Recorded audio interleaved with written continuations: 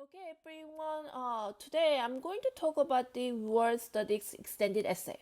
So, extended essay, we do know that we have to do the extended essay in order to get the diploma, right? That is the one of the core requirement and something that you cannot skip, right? So, with the extended essay, there are two branches. One is using just subjects to write extended essay, not subject, right? Just one subject, and then using an interdisciplinary uh, to write extended essay. So interdisciplinary means you can use two subjects. Okay, many of your peers must be doing English or BMAM, business management, or the economy as their extended essay subject, right? Must be using those. However, with the word study extended essay, the good thing is that you can choose two subjects of your choice. And also with the word studies extended essay, you don't need to talk about the pure knowledge within those subjects, right? You just use those knowledge from those two subjects to support your argument. That's what's happening in word studies extended essay. For some, it might be easier choice, right, than the just choosing the subject based extended essay. So, what is word studies extended essay? So, according to IB, an in-depth interdisciplinary study of an issue of the global significance. That's what they're saying. And also, they say that the most successful topic reveal connections between specific and or local places, people, phenomena, or experiences, and the larger global framework in which they're placed. That's what they're saying.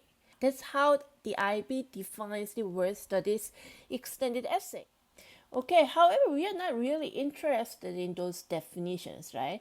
What we are interested in is how can you get A or B to get that extra 3 bonus points, right? At the end. That's what we are interested in.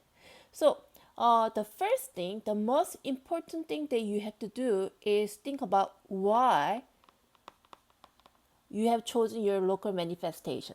Okay? That's the first thing that you have to do. After that, think about what is the significance of your local manifestation. And then think about what kind of the global significance does your local manifestation has it. That's what you need to think about it. After that, you need to think about how can I explain it or make an argument to be considered the local issue as the consider the local issue as the global issue. That's what you need to think about it. Okay, so you need to think about why, what, and how. Okay, so I'm going to explain this again, living in easier way. Okay, what you need to think about is you need to explain and prove.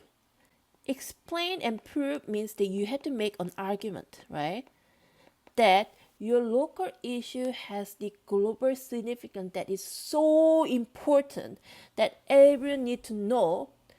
So it needs to use the two subjects that you have chosen to make reasons or to make arguments so it can be considered as global issue. That's what you need to do get with this word studies extended essay. And also, never forget, you're not talking about the pure subject, pure knowledge of your two subjects, right? You're not doing this. Don't do this. If you do this, you're never going to score higher points. What you're doing is just like a TOK essay, you're using the knowledge from those subjects to support your argument. That's what you're doing, okay? So to support your argument, you're using the knowledge from those two subjects, okay? then let's talk about an example, right? So let's say your theme is equality and inequality. Okay, this is your theme. We do know that, right? If you have watched my previous video, you know that we have several themes with the word study extended essay, right? So let's say your theme is equality and inequality. Under this theme, you have chosen your local manifestation as woman in India, okay? Then your global significance in this local manifestation is women's right and microfinancing. So how are you going to argue it? You're going to discuss specific examples related to women's rights and microfinancing in India using these subjects such as economics and culture anthropology. So these are the two subjects that I have chosen, okay, for this example. How are you going to do it? So what you're going to do is you're first going to display your example, right? And then you're not going to talk about all the details of it, right? You're just going to summarize that example and then explain it. I mean, display it. And then you're going to use knowledge from economics and culture anthropology to explain and argue that that example has such global significance and so important that the other countries need to consider as a global issue and they have to be resolved. That's what you need to do. Okay. I just told you you need to add in something like how to resolve it, right? This needs to be included in evaluation section of your word studies, and I'm going to talk about it when I discuss that content parts. But with the word study extended essay, one of the way to score high with the critical thinking part is the including the evaluation section. So I'm going to talk about that in my next video. So let's talk about what is the structure of the word studies extended essay. Because this is an introduction video, I want to include this. Okay, so this is a 4,000 word research paper. You don't want to go over 4,000 word. Okay, some of you must be thinking like how can examiners know that I'm going over 4,000 word? Because you have to identify your word count on your title page. That's the reason why they know it. And also, some of the examiners has been marking it such a long time, so they can kind of approximate how many words you have by just looking at it. So you always have to follow that 4,000 word research paper limiting, and also you have to have a 12 font size, and then you have to have a readable font. So I always suggest the Times New Roman or Arial. Okay, and single or double spaced. I mean, double space is kind of preferred because the most of the word study examiners are English teachers, so they kind of prefer the double space. And then, however, there's no page limit. Okay, and there are the 7 must-haves of your word studies extended essay. Means you need to have a title page, content page, introduction, body of the essay, evaluation, conclusion, and bibliography.